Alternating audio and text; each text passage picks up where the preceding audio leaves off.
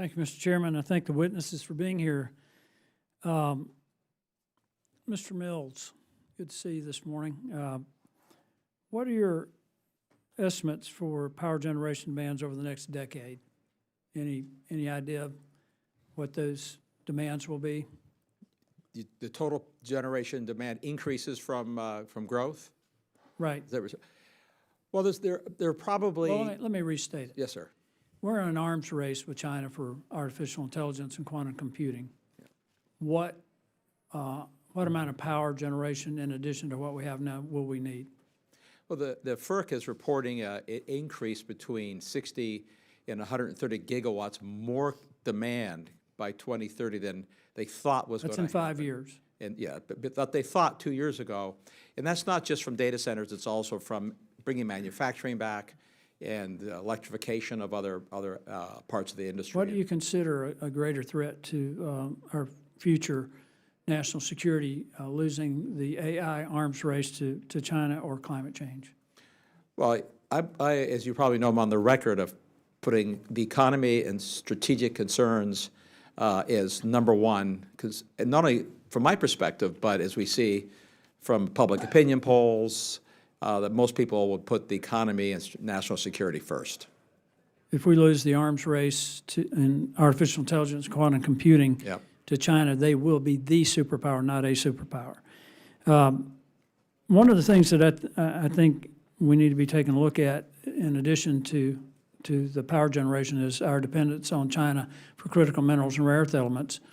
I pointed out multiple times in these hearings that there's not a single major refinery for rare earth elements in the Western Hemisphere. There's only 9 in the world, 8 are in China, and the other one's in Malaysia. I think that's got to be a top priority. I mean, we're talking about AI here. We're not going to do anything in that specter if China cuts us off from rare earth elements and critical minerals. But we've also got to meet these demands for increased power. And one of the things that I suggested this morning in another meeting is there's over 100 coal-fired power plants and natural gas plants that have been shut in the United States. If we started today trying to build new power generation facilities, we don't have the manufacturing capacity to produce the turbines that we need to generate, to meet that new demand. But we've got existing turbines in many of these facilities and transmission lines already in place. So I'd like your thoughts on us utilizing small modular reactors at these facilities. They're not as site sensitive as other.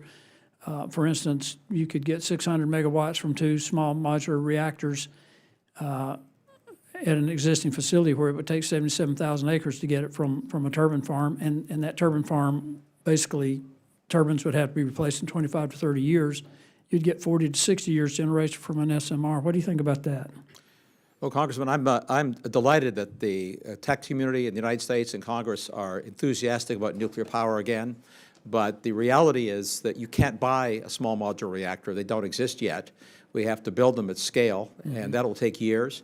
Similarly, it'll take Actually, that GE Hitachi model, we think, can be built in 2 to 3 years. Oh, look, you can construct that scale of reactor. This is the 300 megawatt class reactor. It's a little bit of a euphemism to think of 300 megawatts as, quote, small. These are very big power plants. We can certainly build them quickly. They are possible. The regulatory barriers here are still significant, but you're talking a decade before we have the infrastructure to build them. Similarly, we can build the infrastructure to make the critical minerals and rare earth mineral refineries here, but that'll also take a decade. And meanwhile, as you know, 90% of the refined critical minerals to build windmills and solar panels are in China on coal-fired grids. So it's a problematic trade to buy technology made in China. My point is that I think, having worked for 2 international engineering companies and having a little bit of understanding about what it takes, and I've told people this, you can open a mine here, but it'll be 3 to 5 years before you start getting aggregate out. Take 3 years minimum to build a processor or refining facility, notwithstanding how long it takes to get the permitting. If you permitted it on day one, it'd still take that long. Right. But if we can build small modular reactors at scale, you're going to have some lower costs because you can basically build standardized designs. You can You can build advanced reactors that can use spent fuel. We could fuel a fleet of nuclear reactors for over 100 years.